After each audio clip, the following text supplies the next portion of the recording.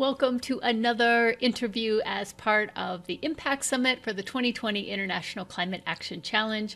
I'm Joan Gregerson and welcome. And in this episode, we're going to be hearing from Samuel Yawe, who goes by Bigger Al-Islam. And he's going to be talking about his youth organization in Uganda, the Rakai Youths for Action and Development. And the interviewer is Franziska Elmer. Franziska is a marine biologist. She's a mentor with the challenge, and she also has a challenge herself. So I hope you'll listen to her where she's being interviewed about her Sargassum podcast as well. All right, so with that, I'm going to turn it over. You're really going to enjoy this. And if you want to get any more information about our challenge, make sure that you head over to climateactionchallenge.net. Franziska and Bigger, take it away. All right, Samuel, please introduce yourself to us and tell us what your 90-day challenge goal was. Thank you so much. This is a great opportunity for me to have this interview. My name is Yawe Samuel, but you can call me Bigger Al-Islam Kawanda. That's my most favorite name.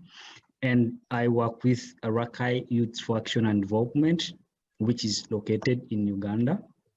And our challenge goal was to raise more than 5,000 tree seedlings and then distribute to around 4,000. And while we are doing this, we aimed at creating climate change awareness, which is geared towards climate action.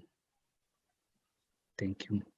Very cool. You already answered my second question. Why did you want to start the initiative, which is climate awareness? I think that's why we're all here. So during the 90 days challenge, what was your experience? What did you guys do? Did you have any ups and downs or memorable stories you want to tell us about?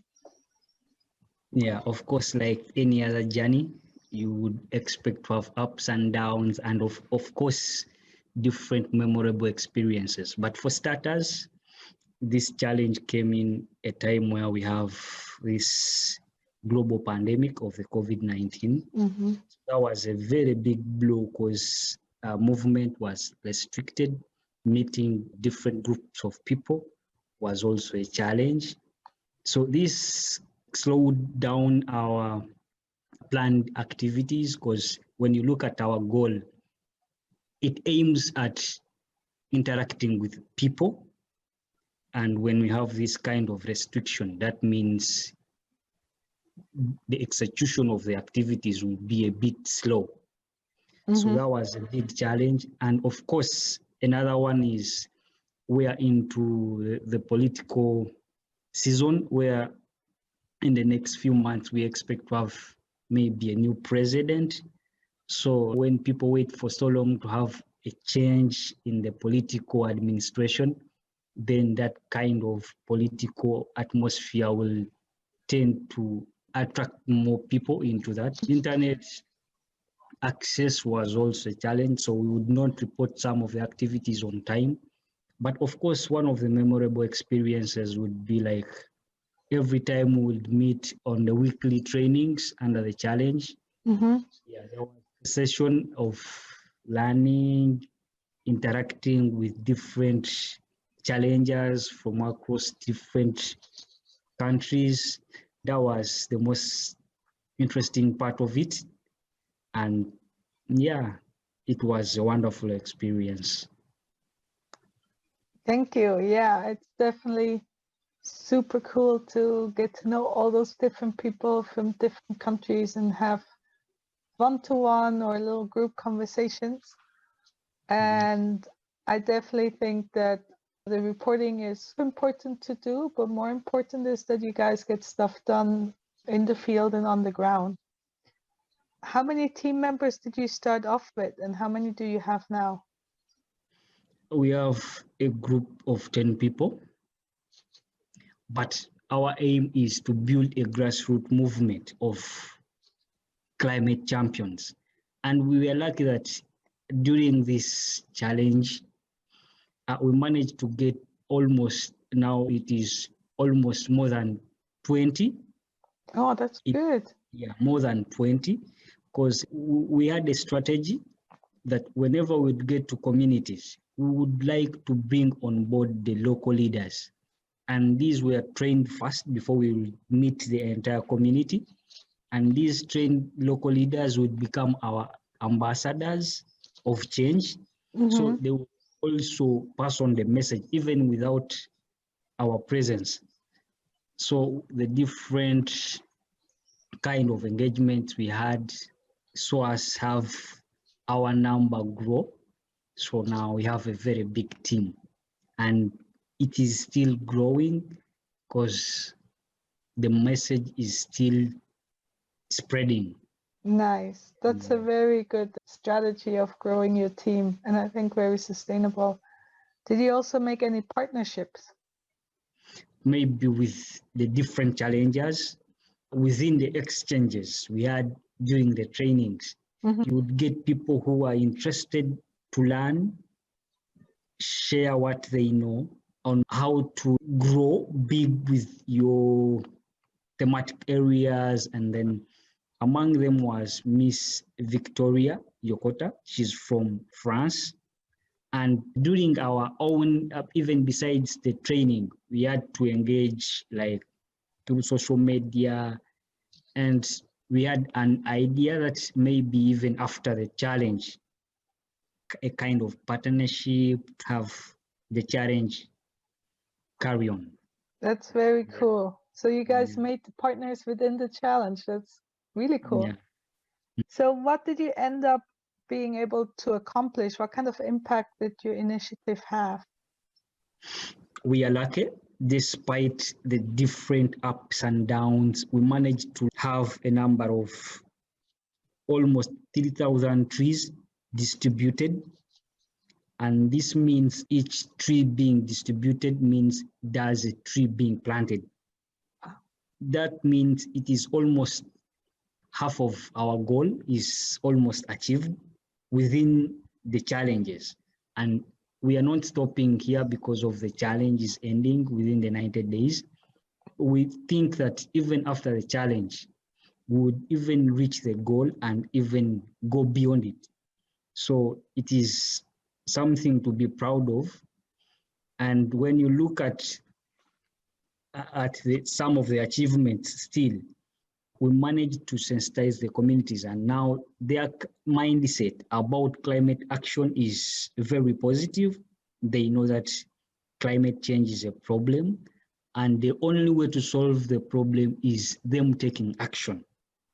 That's so very they own the problem, and then they are so ready to take the action. And different youths within different communities have also been taught to establish their tree nurseries. This adds on their financial capacities, because once they can raise tree seedlings, then they can sell, and at the end of the day, get something within their pockets, smile, and also the environment also smiles, because the trees being raised will be planted, and then at the end of the day, it is a win-win situation. Yes. Yeah, what I really like about your initiative, it's that the local people can do something that helps themselves and helps the climate. What part of the challenge was most helpful to you, or which parts?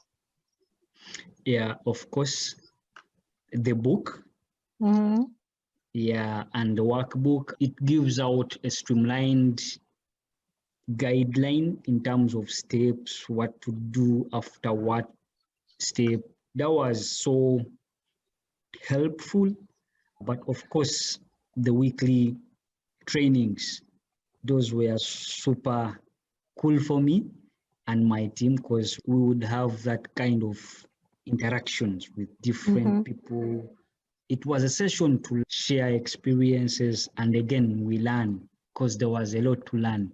And of course, the participants would get you motivated, and you would know that, hey, there are more people taking action. So that alone would motivate you to carry on, and that was the most interesting part of the challenge. Yes, for sure. You said you're going to carry on this project. It's not done after this challenge. So what are your next steps? In the next step, we look forward to broaden up get to different communities. So we aim to grow more partnerships, do more awareness, and even our next goal be raise more than 5,000.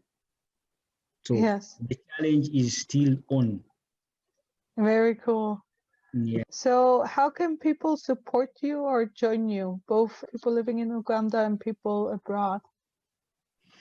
Yeah.